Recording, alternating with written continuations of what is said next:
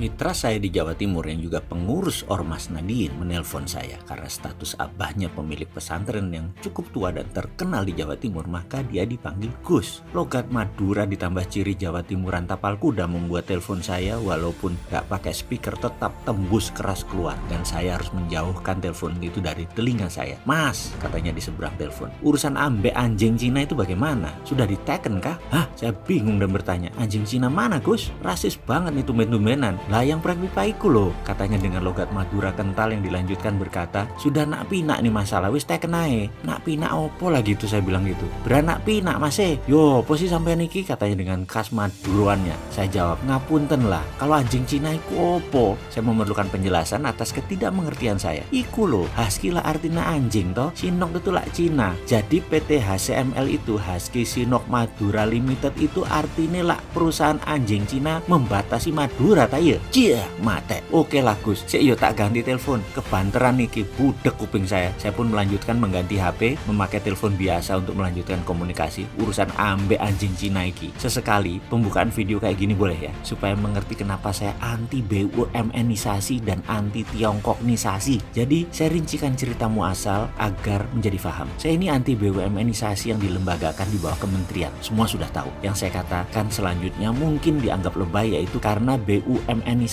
ini saat ini membuat bisnis swasta terpukul, sektor retail terpukul dan banyak pengusaha terpukul. Yang terpukul di sektor swasta di strata ekonomi atas dan tengah, yang main hanya di sektor bawah. Ini tidak terasa di awalnya efek BUMN-isasi ini, tapi sekarang lambat laun sudah mulai terasa di bawah. Dan saya percaya sebentar lagi sektor bawah terjepit kering karena efek BUMN-isasi ini. Yang disebut sontoloyo lebay itu adalah saya mengatakan BUMN-isasi melemahkan rakyat. Ujung-ujungnya ekonomi kerakyatan yang dijunjung di Undang-Undang Dasar 45 tidak terlaksana karena BUMN adalah state capitalism, tetap kapitalis, hanya ditambah sektor negara. Jadi pakai instrumen negara sebagai pelindung dan regulasi. Ini keterlaluan. Rakyat akan terkena dampaknya. Ekonomi akan turun. Sistem sosialis itu bisa jalan baik di negara otoriter seperti Cina. Cina sekarang malah mengambil nama sosialis kapitalis. Di atas kapitalis, di bawah pemerintahan sosialis. Ini yang membuat saya bertanya di rezim sekarang, apa mau jadi otoriter? Enggak kan?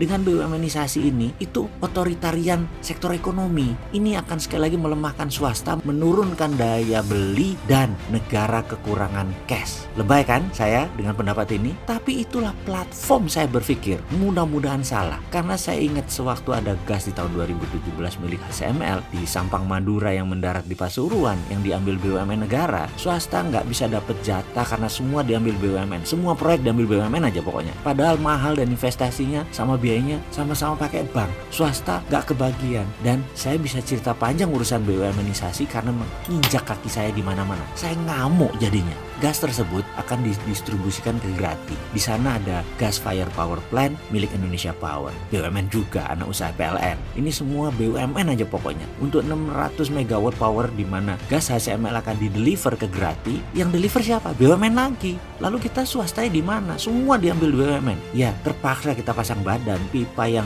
buat distribusi, kita nggak kasih tanahnya. Tanah ini milik kami, milik asli putra daerah. Kita demo. Kalau nggak diberikan pemipaannya, jangan harap pipa ini terpasang di tanah kami. Pokoknya gaya preman deh. HCML panik karena investasi $1 billion bisa rugi kalau tidak terdeliver gasnya. Indonesia Power nggak ada gas juga bisa nggak jalan power plantnya. BUMN gas bisa kena penalti HCML. Semua pusing. Kita shutdown. Kita di tengah. Kita punya aset tanah, kita punya teknologi, kita punya uang. Mana hak daerah yang jauh lebih murah dari BUMN? Intinya kami ngambek. Kalau nggak dikasih pipanya, kita nggak kasih tanahnya. Kita ngamuk semua. Bahkan kita nggak ada takut-takutnya. Bahkan TNI kemarin masuk. Kami lawan. TNI ternyata baik. Begitu sadar bahwa ini untuk rakyat, TNI langsung mundur dan membela kami malah akhirnya. Intinya adalah semua akhirnya mengalah. Akhirnya kita dikasih kontrak setelah berantem selama 2,5 tahun. Di SK kami gas, kami terkenal sekali. Terkenal rebel. Kami yakin kami dibenci sama bos BUMN dan bos ESDM. Bodoh amat, putra daerah pokoknya harus dapat. Daerah harus dapat manfaat. Kami tidak merugikan kok, harganya sama. Masa daerah hanya dikasih CSR? Emang kami pengemis apa? Emang kita sejajar sama orang tidak mampu, duafa. Enak aja lu memperlakukan rakyat begitu. Kita fight, kita ada skill, kita ada uang, ada pengetahuan, malah lebih baik kami dari BUMN Gas kalau pengalamannya. Akhirnya mereka menyerah. Akhirnya kita dikasih jatah pipa 14 km.